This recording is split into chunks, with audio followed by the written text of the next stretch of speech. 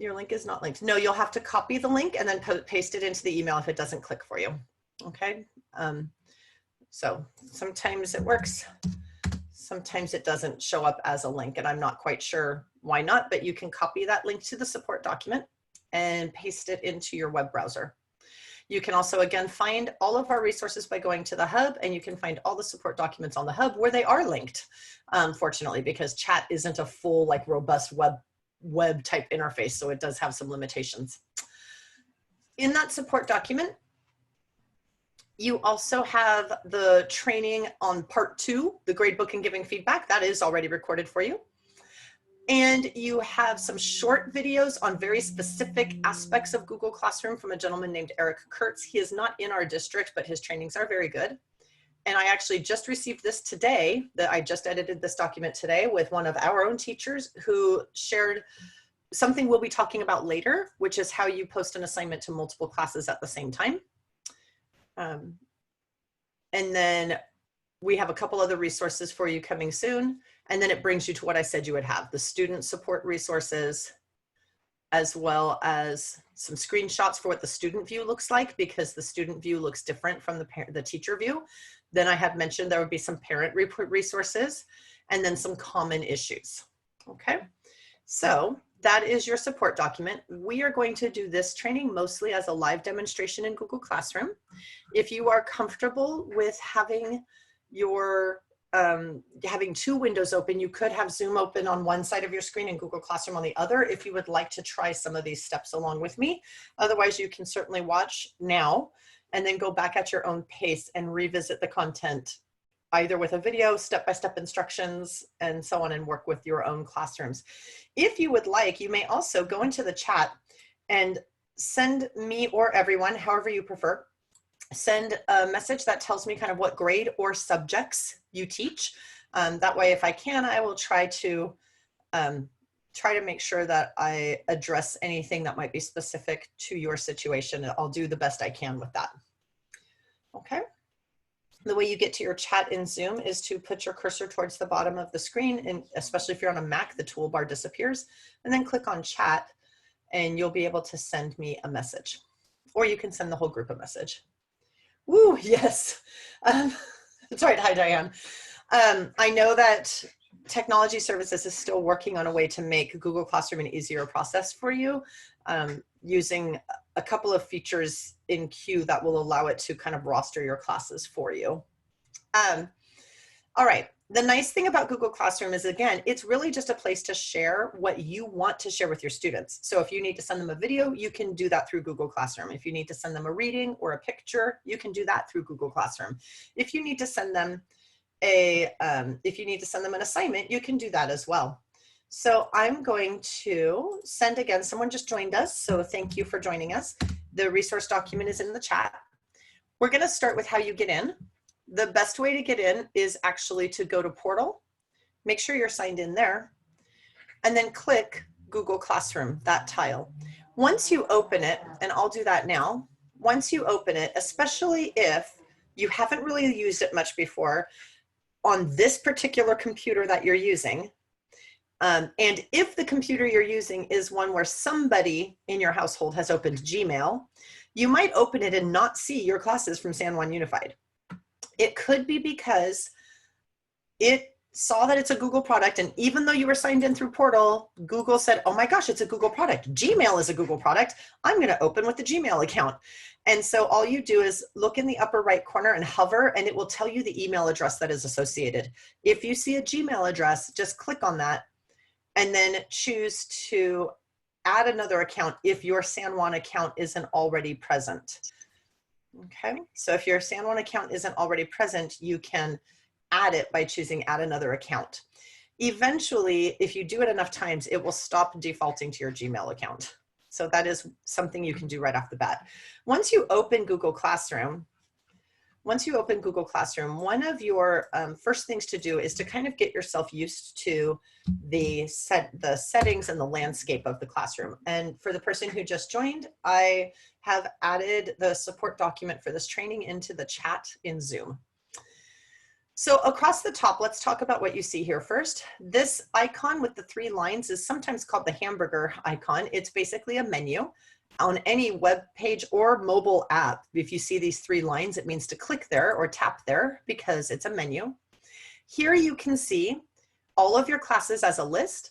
If you have things coming up due in your classes, it will actually tell you like some work that you haven't responded to yet. I have quite a lot, no judgment, please. But it'll tell you things that you have not yet given feedback on and so on. Back to your hamburger menu, goes through all the classes in which you are the teacher. Beneath that are any classes in which you are enrolled. Often for you, that would be classes in which you are enrolled for professional learning. And then at the bottom, you have your archived classes. If you have come into Google Classroom and you do not see any of your classes and you've already checked and you are signed in with your San Juan account, please, please, please click on this menu in the upper left corner, scroll down to archived classes and check there. Many teachers did not accept the invitations to teach their Google Classroom classes in August because they weren't needing that kind of technology for the way they liked to teach. And so they declined the invitations, or in some cases, the teachers actually archived the class from the beginning. And so your classes could be sitting here in archived classes. You can click on the 3 dots to restore any archived class. So once again, the way you get there, let me bring you back to what your page looks like. When you first sign in through Portal and you're sure you're signed in with your account, the way you get there is to click on this menu, scroll down to the bottom and click on archived classes. The other thing at the bottom that I think you would want to click on, especially if you're a high school teacher with a lot of classes and or if you are also enrolled in multiple classes as for professional learning, click on the settings button. The reason you're going to click on the settings button is because this is where you manage the notifications that come to your email box. This is also where your students can manage the email notifications that come to them for those of you who have older students who check their email. You can turn off all notifications and just say, never mind, please don't send me any notifications ever. But you can also turn off specific notifications from your courses, from the classes you are enrolled in and the classes that you teach. Or you can click where it says class notifications, there's a little pull down arrow. And for specific classes, you can turn notifications off. For example, I have classes that teachers added me to so I could check on something to see why it wasn't working. And I don't need to continue to receive notifications from those classes. So I just turned off those classes completely. So again, and I see that there's a chat, I'll be right there. Again, to get there, you're going to first come into Google Classroom from Portal. You're going to click on the hamburger menu, the 3 lines in the upper left corner. You're going to scroll all the way down to settings, and those settings are basically just your notifications. That's the only settings that you will find there, but you can manage those notifications from there. Yep. So I see a question in the chat. We're going to come to that. That's part of this training. So I'll be sharing how you share your classroom. Don't worry about it. We're coming to that soon. First, let's find out what the plus button is. So the plus button is how you can join another teacher's class. This would join as a student, not as a co-teacher. This is also where you should have the option to create a class that others can join. If you are a teacher with rostered classes in Q, for example, you should not need to create classes for those students. They should already be populated and showing here unless you archived them. They resent all of the notifications that were never accepted last week. So when you log in, you might have a whole bunch of tiles, or one if you're an elementary teacher, an elementary classroom teacher, and you would have a button to accept the invitation for those classes. They just resent all of those last week. But if you do need to create a class, one situation might be, for example, you are someone on campus who provides support to students across the campus who aren't rostered to you for attendance purposes, for example, in Q. Well, then you would need to create a class, and then I'll show you how to share with them the code so that they can get in. If you want to add a teacher as a co-teacher, that sharing is a little bit different. Finally, in the upper right corner, you also have another icon. It's a little waffle icon, or some call it the Rubrics Cube. That allows you to get to any other Google app from right here in Google Classroom. Then you have your tiles. If you need your tiles in a different order, you can just drag them into another order. So some of you might have a lot of classes. You can drag them so that the ones you teach are on top and the ones you're enrolled in are lower down. I have a lot of classes, but you can drag and drop them into any order. The 3 dots will allow you to archive a class. Moving it, I wouldn't bother with that because that's just the same thing as, dragging and dropping it. And dragging and dropping is actually easier than using move because you can just drag it wherever you want. If you have a class with due dates, you'll see things that are coming up due that you'll have to deal with. And that's also true if you're in a class that has some assigned work with due dates. So now we're going to dive into an actual class because this will get to some of the questions that you have. The way you open a class is by clicking on the title of the class. I'm going to bring you first into a class that has a lot of students so I can show you a couple of things you can do. And then I'll do some of the other demonstrations in classes that don't have students. So once you open a class, it opens this way. It opens always on what's called the stream. The stream is sort of like the social media feed for your classes. And so what I mean by that is it essentially posts everything in reverse chronological order. In fact, I'm going to delete that one. That's not a true assignment. So it shows that in reverse chronological order, and it will allow you to do only one thing. The only thing you can do in the stream is take any one assignment, click on the 3 dots, and move it to the top. That's all you can do. There is no organizing the stream any more than you can organize Facebook or Twitter or Instagram. It's a reverse chronological feed and you can pick any one item and move it to the top. For that reason, I don't recommend that teachers use this as the primary way to share anything with students that students might have to find again later, such as a syllabus or an assignment. The better way to do that is to use the Classwork button. So we'll learn all about what you see here and how to create things here in a little bit, but this is where I recommend that assignments that need to be posted to your students, you should definitely create assignments in Classwork because there are some features associated with assignments that you can only get if you're on the Classwork page. Otherwise, you can't get them. The stream is really just for one-time announcements. And then you have people. This is welcome. I'll get the resource document in the chat for you soon. In people is where you can see a list of all of your enrolled students. Normally, you'll only see your name up here as the teacher unless you have chosen to click the button that says invite teachers, and then you look up their teacher by name or email, and you send them an invitation to be a co-teacher. Now, a co-teacher is actually going to be able to access the stream, the classwork, the people, and the grades, just like you can. So this is a full teacher in Google Classroom. This can be really useful for some of our instructional aides who might wish to provide some support that is targeted to specific students that they are serving in your classes. And if you do decide to allow them to join as a co-teacher, you'll see in a little bit that they can actually send targeted support materials to just their students in your class. In the student area, this is where you'll see a list of students. If you have a student who has moved or dropped your class or transferred, this is where you will go to remove them from your class. I will talk about muting them a little bit later, but we do not automatically remove students anymore, because when technology services did briefly automatically remove students based on the moment they dropped out of your class, it caused a problem because the teachers had not yet had a chance to finish looking at the work the students had submitted in Google Classroom. And when the students were unenrolled, all their work went away with them.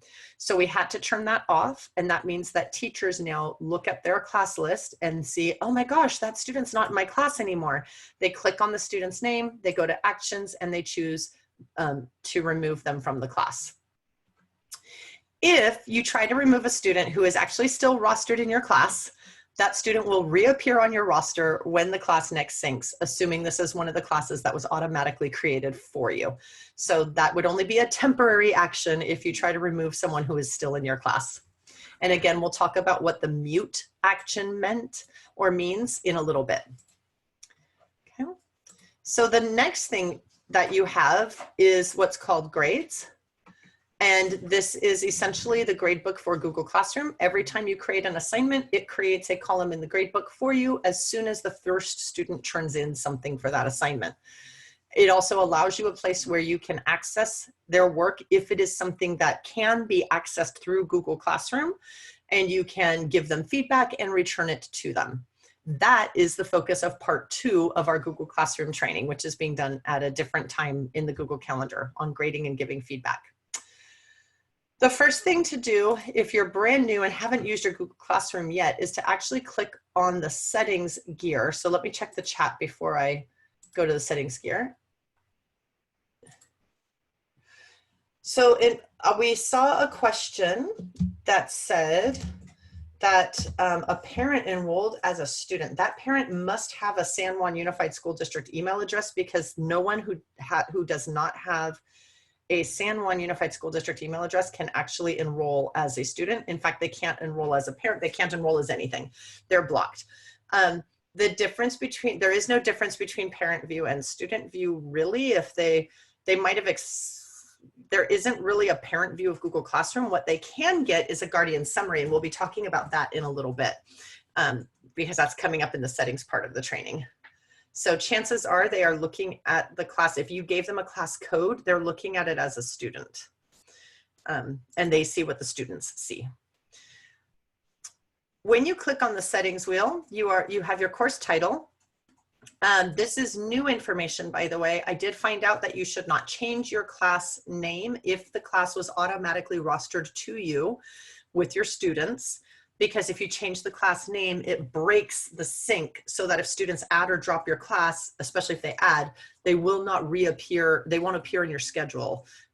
Rather, they won't appear on your people page. If you change the name so that it doesn't match what it was when you were given the class by Technology Services, then if a new student adds, they won't automatically show up in your Google Classroom. So it's important to actually not change the name, but you can use the class description field to provide the name or information that your students would like to see, like Mrs. Smith's 5th grade class, for example. Okay, so down here in the settings, one of you asked about inviting someone to your class. This code will invite them as a student, not as a teacher. This code can be given to anybody who has a sanjuan.edu email address. It will not work for anyone who does not have it, because as you'll see in a moment, the parents are only supposed to access what's called a guardian summary. This is not a choice by Technology Services or the district. This is actually a setting by Google. The next part of your general settings is the stream. Now remember, the stream is the place where you first land when you click on the title of a class, and it's that social media page. But there are some things you can do in the settings regarding what you want visible in the stream and what kinds of access your students have to that information. So when you go down and you look at the stream, the default from Google is that students can both post and comment in the stream. That means they can create a post, an announcement. They can share just text, or they could link a video. They can share all kinds of things in the stream for the whole class. There is no moderation, as it's called, meaning when they say they want to post something, it is immediately visible. You don't get a chance to approve it first. They can also comment on anything that anyone else has posted in the stream. And again, there's no moderation and there's no way to approve it, although you can delete things that they post and you can delete comments. But some teachers see that and they say, oh, I don't know if I want that kind of access for my students. So you click the pull down arrow. You could choose that students can only comment on what you have posted. Again, there's still no moderation. If they comment, it's immediately visible. Or you can say only teachers can post or comment. That means that the students can view the stream, but they can't touch it. There's nothing they can do there. It is important to realize that this setting actually affects one kind of assignment in Google Classroom. If you are a teacher who would like to do a discussion board with your students, which means you post a question, the students answer the question, they can see each other's answers, they can reply to each other and practice having kind of an online conversation just by typing. Your students have to be able to post and comment in the stream. Otherwise, they will see your question and they can reply, but they will never see anyone else's replies, and they will never be able to respond to what their fellow students responded. So this setting actually affects one and only one type of assignment in Google Classroom, and that's the assignment called a question, which essentially makes a discussion board. In order for that assignment to work as intended, the students have to be able to post and comment in the stream. Given that, some of your students, you might be worried that what if a student says something inappropriate? 1 second, Jason. What if a student says something inappropriate? Well, it will be attached to their name, so you'll know. You will be able to delete the post. You can also go back to people. If they say something inappropriate, you go to people, you find that student, you click on their name, you go to actions, and you mute them. By muting them, you'll see it gives you a warning. They can still submit work, but nobody else will see it. So they can answer that question in the discussion board, but nobody will see their answer. They cannot reply to other students' work. That's, again, only for the question assignment. And they cannot comment or post on the stream, but everybody else can. So if a student does something inappropriate, you can actually mute them and allow the rest of the students to continue to have access. Jason, did you have a question? Yeah, two things. One, so you said if we do the drop-down menu and we choose only teachers can post or comment, a student can respond to a post that I've put out, only I will see it, correct? Close. A student can, there's a special kind of assignment that this particular setting also affects, and it's not in the stream. It's an assignment called a question. If you choose that only teachers can post or comment, the student can answer the question, but they will not see anybody else's answers, and they will not be able to reply to anyone else. So it won't turn into a discussion board. Okay, so if I want to do like an initial assignment of like, hey, just give me a couple sentences so I know that you're alive and out there, let me know what you did over, the last couple weeks, that's something only I will be able to see. That's correct. Okay, and the other question was, I'm assuming we have to go in and do this for every single class. Yes, sorry, you do have to adjust the settings for each class. Okay. Sorry. There are things you will be able to copy over from class to class, but the settings is not one of them. Okay. Oh, this is new. By the way, very important. This is brand new, so I'm really glad we're recording this training. Google pushed out something that we don't actually want and we can't turn off. Google has pushed out Google Meet to all of your Google Classrooms. Do not use Google Meet for live meetings with your students. It has even less security options and other kinds of settings than Zoom has. So it is really important. You can use it with staff. It's always been enabled for you to use with each other. We do not want students meeting in Google Meet because it actually has fewer ways for you to ensure that the rooms are safe and that the student activity is monitored and remains appropriate. So although they have created a way now to connect Meet to Google Classroom, we are not supporting that in our district, but we can't turn it off because Google pushed it out. So leave that one alone. The other thing I was going to say, remember we were saying earlier that if students post and comment, they might do something inappropriate, and you could delete it and you can mute them, but that's it, right? What if you decide to leave it on and you're thinking, I know some of my students, they are pretty smart. They're going to look at this and say, oh, I can message my friends in the class and say, hey, let's go into the class at like 1 in the morning when the teacher's asleep, and I'm going to post something then, and then I'll delete it and the teacher will never know. Well, that's not really true, because if you choose in your settings, the student does not have this option.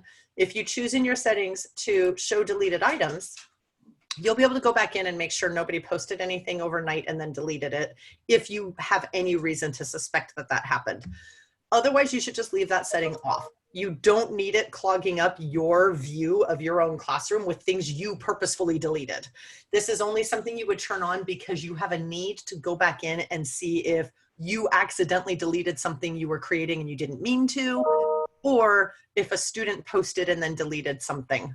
even if they didn't mean to, right? The next thing in your settings, we're still in settings, the next thing in your settings is the guardian summaries. These are, theoretically, they should be on for everyone by default for the classes that were automatically created for you. However, I noticed in August, we roll out so many classes. The secondary teachers have 5 or 6, sometimes, different Google Classrooms. And then we have the elementary classes. So there's literally thousands of Google Classrooms that get created at the beginning of the year. And as a result, I found it to be rather random as to which classes had the guardian summaries turned on and which ones were turned off. So you go into your settings, you scroll down, you make sure your guardian summaries are on. This is intended to be the only access parents and families have to Google Classroom. This is on purpose. Sorry. This is on purpose by Google. Thanks. Because it would be very difficult to vet every adult in the system and make sure that they are someone who should have access to the information posted in Google Classroom. So this is supposed to be the only access that parents have. And what it is a static, no reply email that they can choose to receive once a week.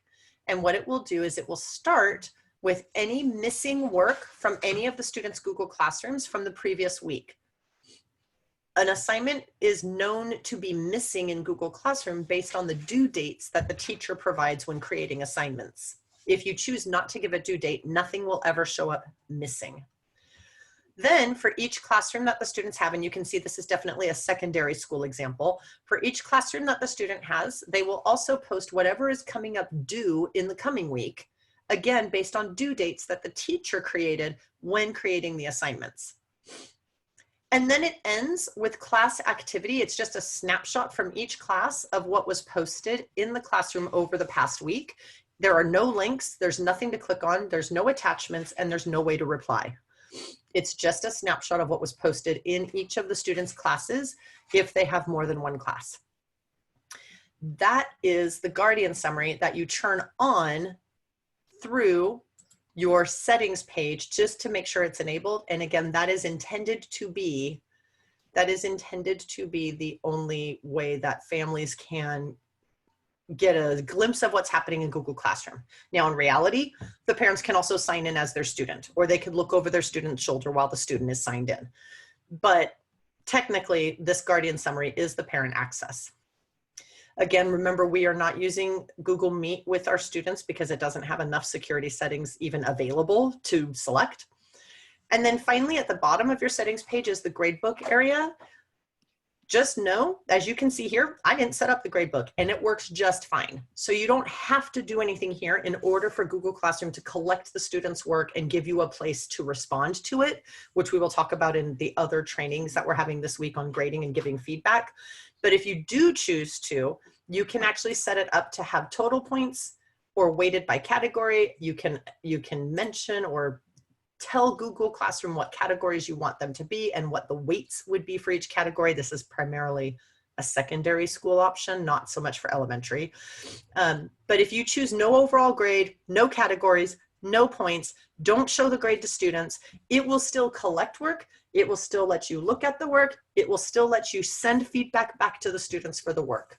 So that's just something to keep in mind about the gradebook settings. Yes, so I would say, so talking about the assignments. So I can't tell you whether or not you should assign points for work, but you'll see in a moment when we go to creating the classwork that you have the option to have things be ungraded and you can still give them feedback. So you can send them feedback without necessarily assigning points to it. Whether or not a teacher is choosing to assign points is still really up to each teacher, knowing that the grading that we're going to be doing is somewhat limited this spring in terms of the scope of the grades we will report out to students and families. So at the high school level, for example, I know for sure we're only reporting out for the fourth quarter. We're reporting out pass credit, no credit, or pass fail. I can't remember how they termed it. Okay. So there we go. All right, let's close this with the X. If you made changes, yes. Oh, sorry. I was just going to say, with regard to that show deleted items option, excuse me. Yeah. So let's say I leave it the way it is and it's off, right? Yeah. But at some point I decide, you know what? I think I do want to have that. There's been some rumblings that maybe some kids are doing some stuff. Right, exactly. Will it go back and that is a great question. My understanding is that it would. Moment. That's a great question. And I have to be honest in that I've never tested it in that way. My understanding is that it would show it. And let me check, you know how I can check that? Actually, I can check that. I've been creating a whole bunch of practice assignments in this real class that I then delete. Oh, nope, cancel. Make sure you hit save if you change anything. That's very un-Google. So you saw I almost closed it without saving. Okay, stream. I want to see. Yep. So this one, I deleted this morning, or not this morning, right before the training started, when deleted items was off. But it's showing me that I deleted that. So that answers your question, that if you deleted anything, sorry? Is that because you had turned it back on? I turned deleted items just now just to see, because I knew I had deleted things from this class in particular. So I knew I could run a little test right now for us. Gotcha. So I just now turned it on. This is the one I deleted earlier in this session before. And this is one I deleted on March 29th. Okay. So yes, it does go back in history and reveal all those deleted things. Okay. I'm going to go back in, and the students don't see it. That's just for your view. I'm going to turn it back off and save. Okay, so thank you for asking that question. Yep. That was always my understanding of how it worked, but I had never actually tested that theory. So let's start in the stream. Now remember what we said, the stream is really the place to put a one-time assignment. For example, when I was in the classroom and we had, traditional classrooms that took place live in front of people, you might use this to say something like, don't forget about the guest speaker tomorrow. Remember to bring your questions. After tomorrow, the kids don't need that assignment anymore. It's over and the guest speaker is gone. So the stream is a perfect place for that. The stream is also a great place to post, hi, welcome to the class. I'm really excited to be here with you, right at the beginning when you're starting up the Google Classroom, right? It's a good place to post an announcement of some kind that the students won't need again once that's over. Okay, I need to know how to add live. Don't worry, live links are coming. Emojis, maybe not so much. Google Classroom isn't that robust, I'm sorry to say. It doesn't have a good font editing, but links are easy. So let's say you want to send something to your students, okay? And you want to send them this announcement, and it says, hey, check out the video, the live stream tonight from the speaker we had in class. I don't know, I'm making this up. Okay, and then after tonight, that's over. So then you can actually attach something from your Google Drive. It will be view only. A link to anything on the web. So if there was a link to that live stream that's going to happen tonight from the same speaker that you had as a guest speaker in class, you could grab that link and put it here. A file from the hard drive on your device, or a YouTube video, which is also a link. But because it's a Google product, YouTube is a Google product, Google Classroom makes it nice and friendly to put a link in so that it embeds right on the Google Classroom page as a video that the students can click on. So this is the first way or place where you can add a link. Now remember, this is in the stream. You can't organize the stream. This would all be view only. There's no editing, okay? And it's just a kind of a one-time announcement, but you can attach as much as you want to that one-time announcement. You can attach multiple files from Google Drive, plus a link, plus a YouTube video, if you would like. You can also schedule that. And if I choose the link, by the way, you'll see if I wanted to do www.sanjuan.edu, add the link. It's as easy as that. Okay, it'll give you a little preview to make sure so that you can see that it's what you intended. And then you can post it right this second, which I'm not going to do, or you can pull this down and schedule it to appear later. So in my case, I liked to do all of my planning for my courses I liked to do it specifically on Thursday nights. It was my own little system because that way I taught high school. So if students had submitted independent study requests for the following week, I had their work ready to give them the next day. And I could also go make copies on Friday instead of Monday because we all know not to make copies on Mondays. So I would do all of my work on Google Classroom and creating my lessons and so on. I would do it on Thursday nights, and I would post everything into Google Classroom, but I would schedule it to appear when I want it to appear so that the students don't see everything right away. So this will let me choose a different date. This will also let me choose a time if I need to.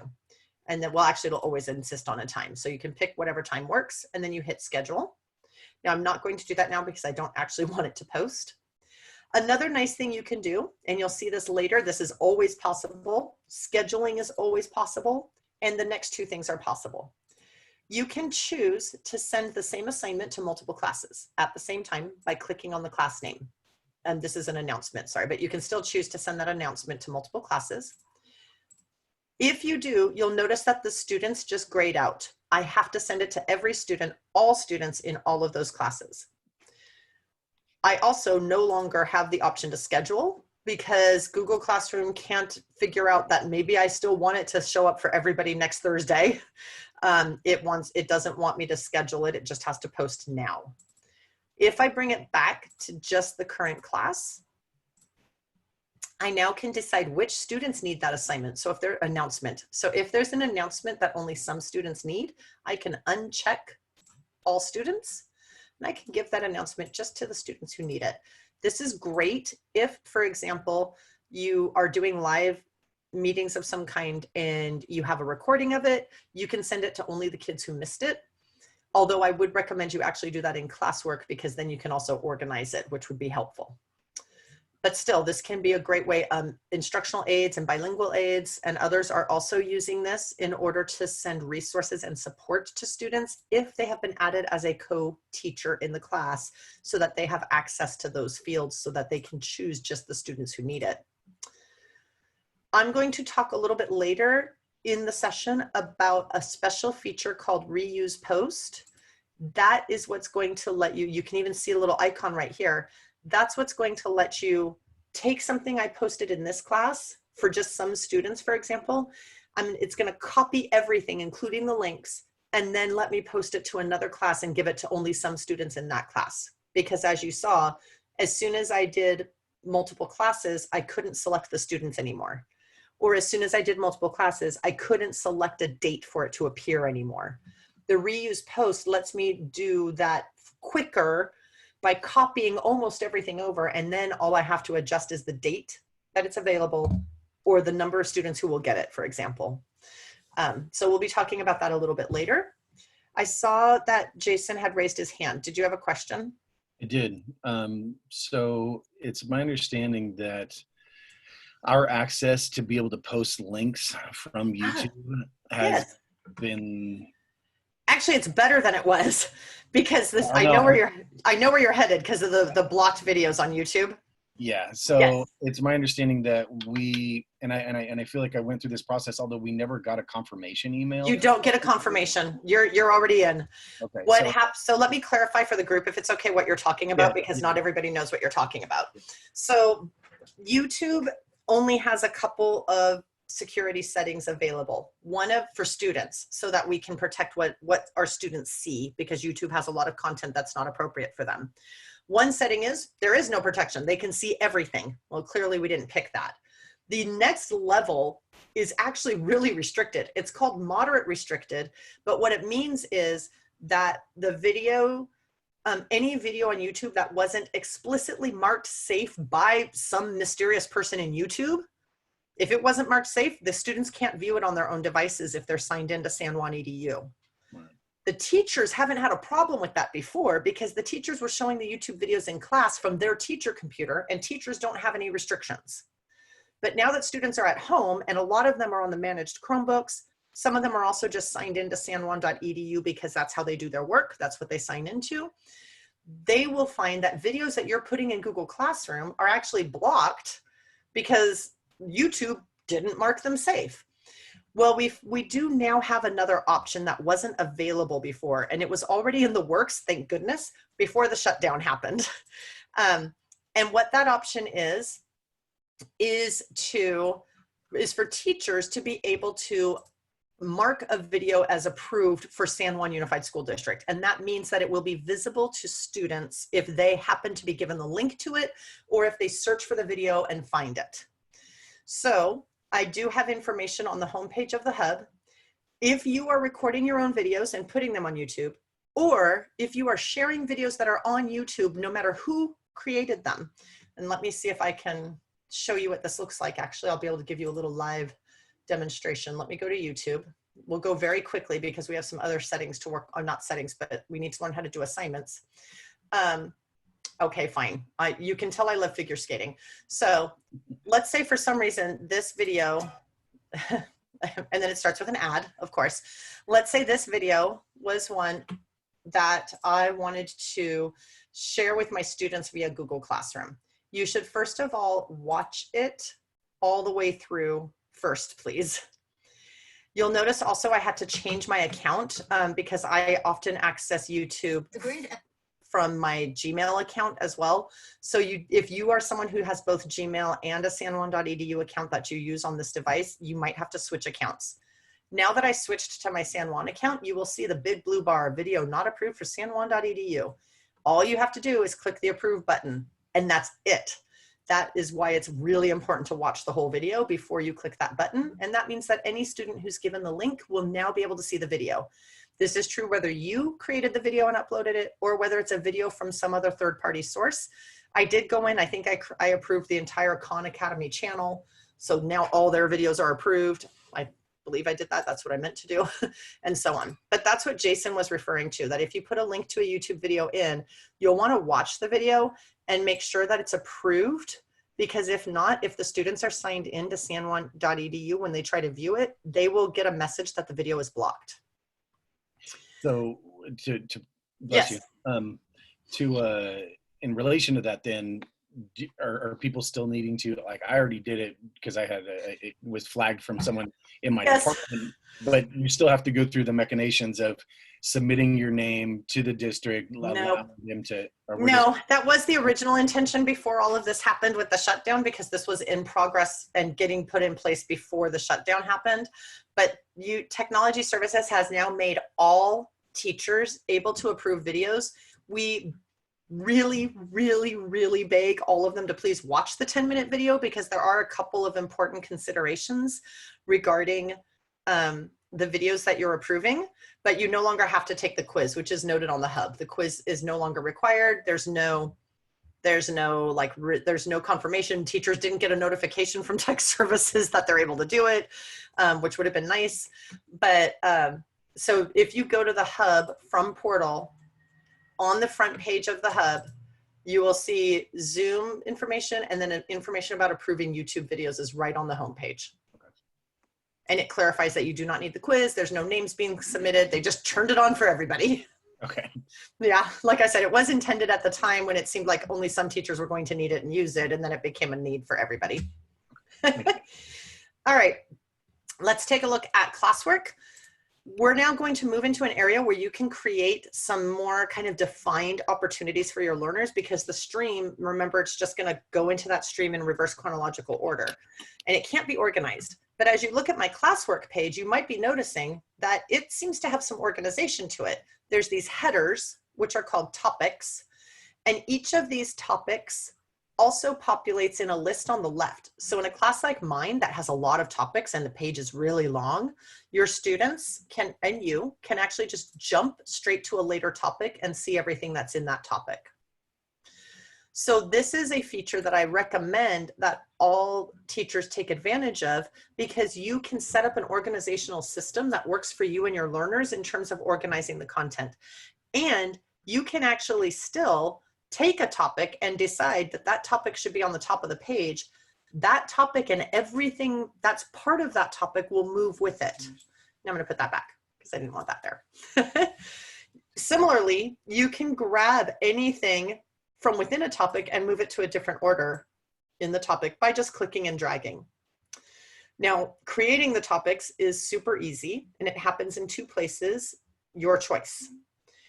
If you already know what kinds of topics you would like your Google Classroom to have, you go to create and you just click topic and you type the name and you hit add.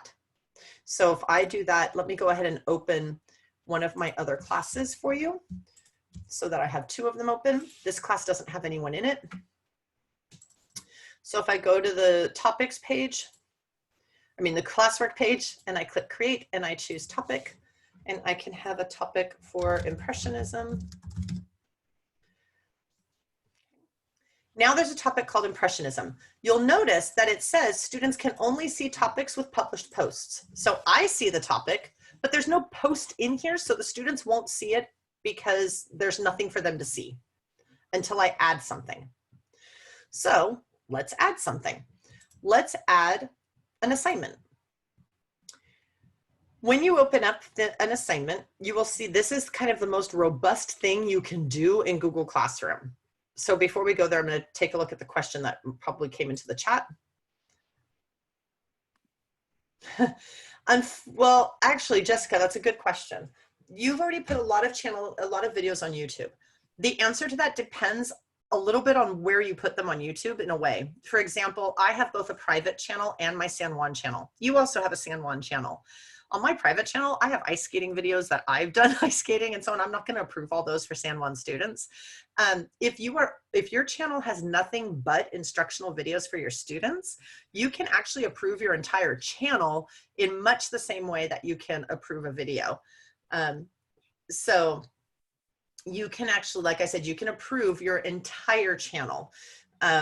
Let me get back to that in a little bit if I can though, okay? Because I want to make sure we get through the basics of Google Classroom before the time runs out.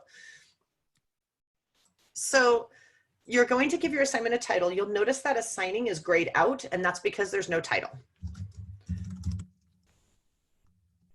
Okay. And then if you want to add options, instructions, you can, and you'll notice that now I can assign it, and I can also schedule it or save the draft or discard this whole thing. I can add a file from Google Drive, a link to a web page, a file from my hard drive, or a video from YouTube, or any combination of those things, because I can add multiple things. I can also be in a place where I'm like, well, I need something from Google Drive, but I haven't made it yet. I can go ahead and start the work of creating the thing that I need from right here, but these are only tools that are available in Google Drive in your G Suite. So let's say I want to add a link is pretty straightforward. A file attachment is pretty straightforward. Even a YouTube video is pretty straightforward. Like if I go find a video, if I search for a video on impressionism, and we'll pretend I've watched it all the way through. Again, you'll want to make sure you have, because it won't be approved for students probably. The thing you have to be careful of obviously with art is because sometimes there can be art that some parents and families might object to. So you hit add. And now the video is part of the assignment. It's as easy as that. Now that said, that video is probably not already approved in here. So in order to approve something, you should definitely go to YouTube and search for it as if you were going to watch it, because you need the video screen to appear so that you can see that it's not approved. Now, I want to spend a couple of minutes on Google Drive. This is very important. This is only true with this one type of thing you create called an assignment. You have some options if you are going to attach, let's say you typed up a worksheet in Google Docs, or you created a slide deck that students are going to actually type their answers into. We're going to pretend that this document is a worksheet, and we're going to add it. Now, when I first add it, you will see that it says students can view the file. I wanted it to be a worksheet. If they can only view the file, they can't type on it. So that's not going to work. So I'm going to pull that down. The next option is students can edit the file. Well, that's okay, but it does mean that every student in the class is going to be able to edit this one copy. Teachers do sometimes use something like that for group assignments, where they'd create this assignment and only share it with the group. Like they're going to create it for the first group of students, and then the second group of students, they'll recreate it. Or if they create a slide deck and each student gets a slide in the deck, that's their slide that they're going to edit. But chances are you didn't want the whole class editing the same version. So what you're going to choose is make a copy for each student. What this has just done is it has now said, all right, the way that page looks, that's the photocopy they're getting. It's like you went to the copy machine, made 25 copies, went back to your class and physically handed them out. If you go back to your computer now and edit that document, those paper copies do not change. So it's really important that this document be completely edited and ready to go before you choose make a copy for each student. But they're all going to get their own copy. They can't see each other's copy. They can type on it. They turn it into you in Google Classroom. Our resource document does provide for you some views of what this looks like in Google Classroom, so you can help students know how to turn in their work. And now they're getting their own copy. Off to the right, you can decide if this should only be for this class or if there are other classes who need the same assignment. Remember that if you pick multiple classes, you cannot also specify individual students, and you cannot schedule when this assignment will appear. If you pick multiple classes, oh no, I didn't mean to do that. Shoot. If you pick multiple, if you click multiple classes, then you have to post it now, basically. You'll want to choose which points you want to give the students for this assignment. You can change it to ungraded, or you can change the number of points to 5 or 10 or 20, or keep it at 100, which is the default for all assignments in Google Classroom. Everything is 100 points. You can select the due date, and you can even choose a time if you need to. You can add it to a topic so that it actually corresponds with that topic. And now you can also attach a rubric. So depending on what the assignment was, you could actually create a rubric. We talk about that in the grading portion of Google Classroom, not today, but you can attach a rubric. You're going to hit save. We've updated the point value. And now we're going to take a look at that assignment in Google Classroom. Notice that now this topic has something associated with it. So it is now visible to my students. It has an assignment with a due date. I can click over here to edit that assignment. The one thing you cannot edit, you'll notice this document, it says each student will get a copy, and I can't fix that, right? I can't fix that situation. There's nothing I can do here. So if you make a mistake and the document needs to be edited, it's a big mess to clean that up. You ultimately end up having to delete the assignment and start over. So really be sure that your assignment is ready to go if you are choosing make a copy for each student. Okay, so I'm going to delete that just to show you how easy it is to delete.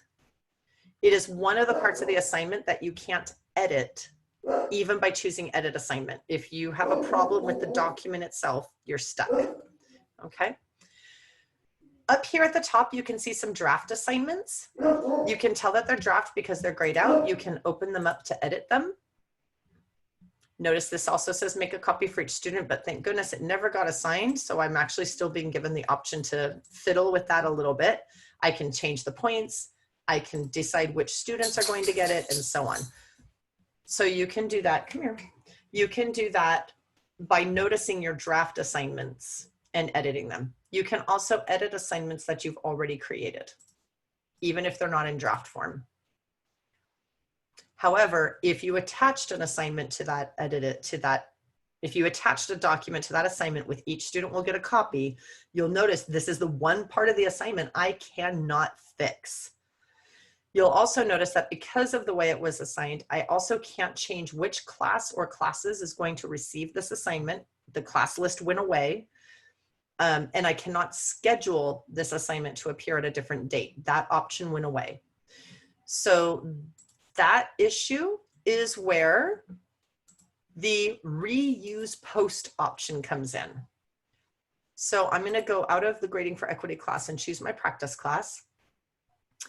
And I'm going to choose assignment 2, and I'm going to reuse it. I think that's the one that had the attachment that I opened just now. And I'm going to reuse it. It's essentially making a copy of the assignment for me. Notice now when it opened, the attachment is here, and I can edit this. Notice also that the classes have reappeared and the option to schedule for later has reappeared. The reuse post feature is how you can fix the mistake from the old document. You end up having to delete the old assignment completely. If some students already started it, you have to decide how you want to deal with that. The other thing that the reuse post is good for is if you need to send the same assignment to specific students in another class, or if you're trying to schedule the assignment to appear on a specific date across multiple classes. So the reuse post feature, which again, I'm going to close this. The reuse post feature is under create, and it allows you to pick a post from this class or any other class you have and make a copy of it where you can revisit those attachments that you did, especially the Google Drive ones, and where you can schedule the assignment again and you can designate which students will see it. It's a fully editable copy of your assignment. Now that we have done that, the other assignments will actually look pretty easy because that's the most complex thing you can do in Google Classroom. I'm going to skip quiz assignment for a minute and jump down to question. This is the one that it can create a discussion board for your learners unless you don't allow your learners to post and comment in the stream. You type your question at the top. It defaults to short answer, but there is a multiple choice option if you just want to do a single multiple choice question as like an exit ticket, a quick check for understanding, or to get an opinion. But the default is short answer. The default is that students can reply to each other, but it won't work if they can't post and comment in the stream. And you can also just turn it off. You can say, I didn't want them to anyway. So then you can post your question like, how have you been doing? How full is your bucket this week? What's draining your bucket? What's filling your bucket? Whatever you want your question to be. You type it there at the top. What is draining your bucket this week? Whoops, your bucket this week. What is filling it? This is one of those social emotional learning questions. What is filling it, right? And then in the instructions area for a question, especially for short answer, actually, I highly recommend that you type the following. Click on view question to answer it. When it opens, type your answer on the right. And turn it in. So when they look at the assignment in Google Classroom, as you will see from some of the screenshots that I provided in the support document, they will need to, it'll open with the question and whatever your instructions are, and then underneath, kind of where it says add here, they will have a thing that says view question. They click on that, and over off to the right, it provides a little text box area for them to type their response. And it says, type your response. And then they can turn it in. Otherwise, they sometimes see a comment field and they type their answer in there. And when they do that, it won't be a discussion forum if you wanted it to be a discussion forum, and it won't get marked as done in Google Classroom because that wasn't where you typed your answer. That was just a place for you to type a comment, like ask the teacher a question to get clarification because you didn't understand how to do the assignment. So it's really important that students know that they have to click on view question. And when that opens, they type their answer off on the right and they turn it in. Notice you can still choose which classes, or if it's just this class, you can choose which students. This class has no students, but there would be a student list. The default is 100 points again. So you can change it to 1, 5, 10, or ungraded. Give it a due date if you want. Give it a topic if you'd like to organize it. Decide if you want them to be able to reply to each other. Notice that's not an option with multiple choice. If you do multiple choice, there's nothing for them to reply to. And then you can ask it now, or you can schedule it for later so that it appears to the students closer to the date where you want them to see it. Okay. And the other thing you can do, and actually I'm going to open one up again. The other thing you can do is, like always, you can add something from Google Drive. It will be view only. You can add a link to anything on the web, a file from your computer, or a YouTube video. So you could have them watch a video and then have a discussion board about it if you would like. Nicole, when you set those up for the responses, I'm kind of doing it like you did in the grading for equity class. Yeah. Where I'm going to post a question and they have to reply and then reply to 2 other students' responses. Yeah.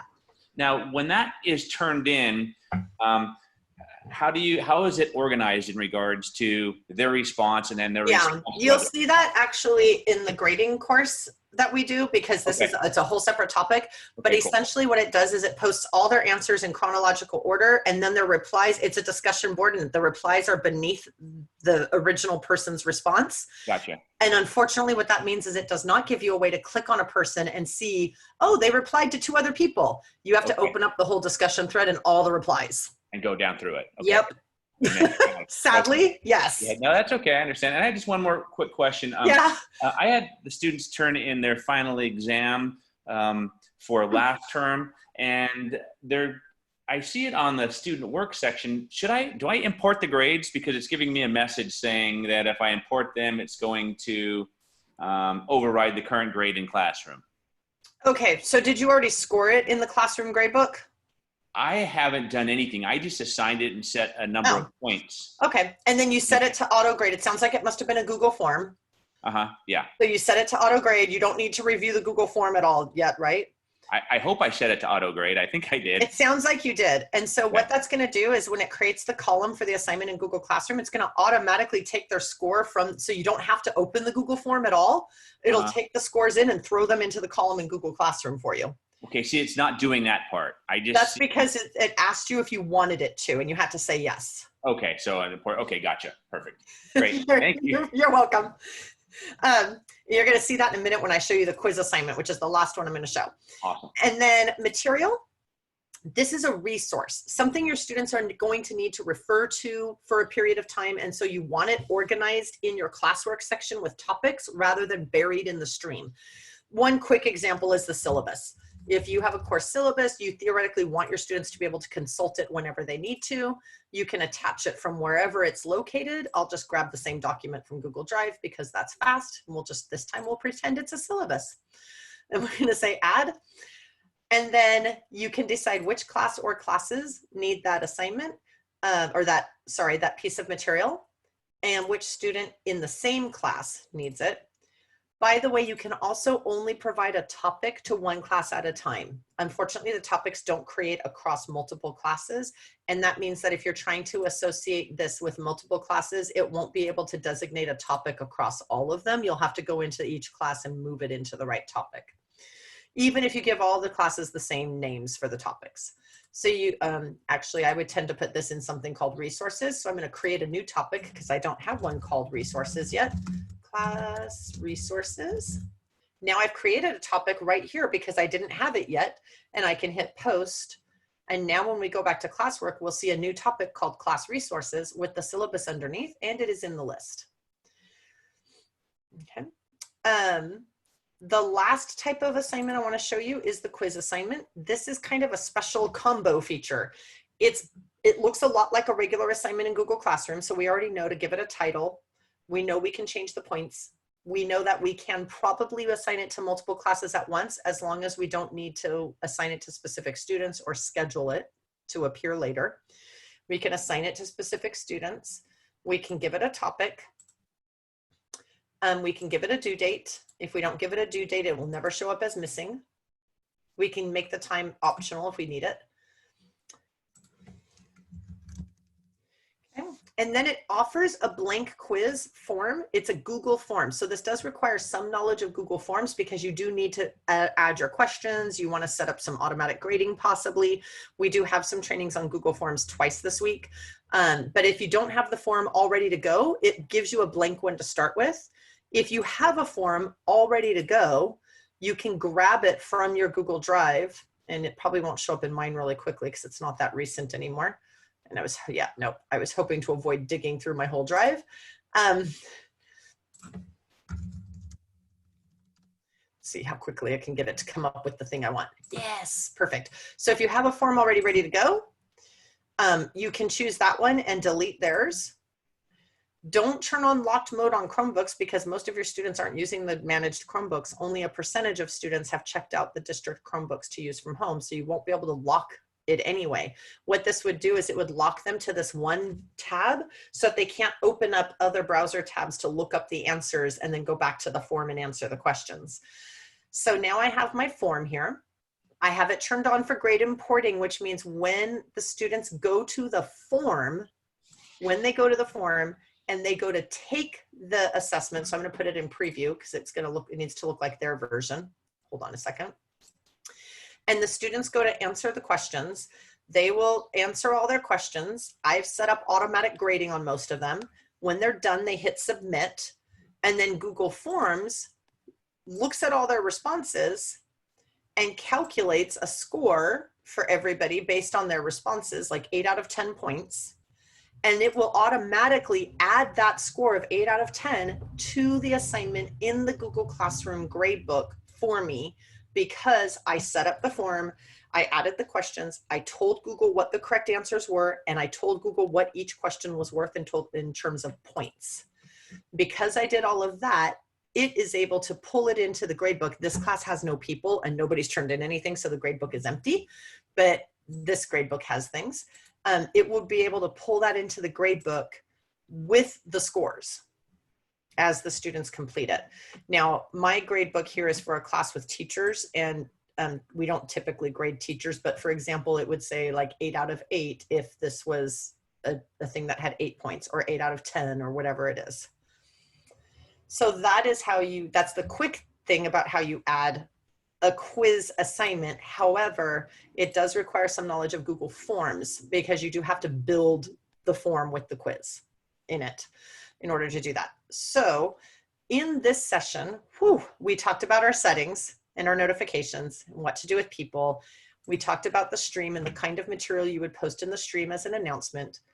We learned also about how to create an assignment, a quiz assignment, although knowing that we also need to know something about Google Forms for that, a question, including the kinds of questions that could serve as a discussion board, knowing that if it's a discussion board, students have to have permission to post and comment in the stream, and how to create material or resources that students can find and access whenever they need it. We learned about the reuse post feature as a way to make a copy, and we learned about creating topics so that we could organize the classwork page. Remember that the stream cannot be organized. It's reverse chronological order, except for any new material, any item that can be moved to the top. It won't let me get rid of that one. All right. So you also saw that in people, you can invite a teacher to be a co-teacher.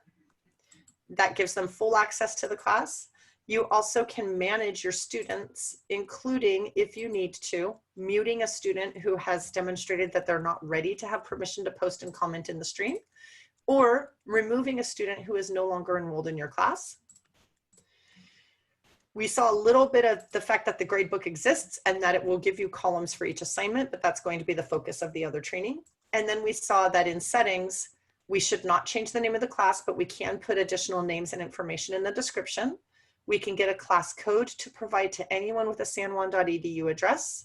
You can also regenerate the class code if it goes bad. That does happen sometimes. You can adjust the students' permissions in the stream. They don't have permission to post classwork. Don't worry about that.